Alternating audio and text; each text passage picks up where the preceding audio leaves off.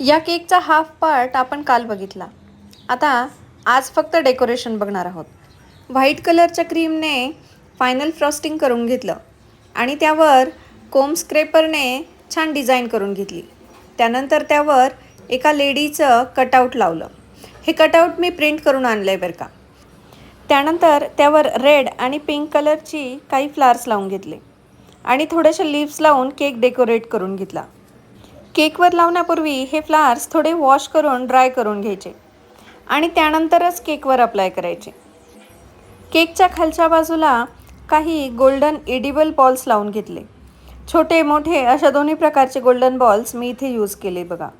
नाव लिहिण्यासाठी बऱ्याचदा मी फॉन्डंटचा यूज करते, पण घाईच्या वेळी मी अशा प्रकारचे टॅगसुद्धा वापरते. लिहिण्यासाठी ना अशा प्रकारचे नेम टॅग्स मी पिंटरेस्टवरून डाउनलोड करून प्रिंट करून आणत असते.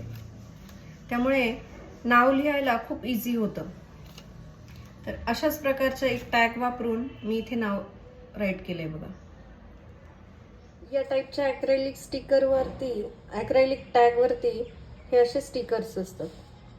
हे आठवणीने काढायचे, त्यामुळे ग्लेज खूप छान येते बघा.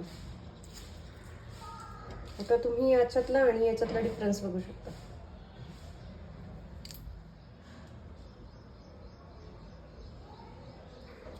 याची हाईट थोडीशी शॉर्ट वाटते, त्यामुळे याला आपण खालून एक स्क्युअर लावून घेऊया.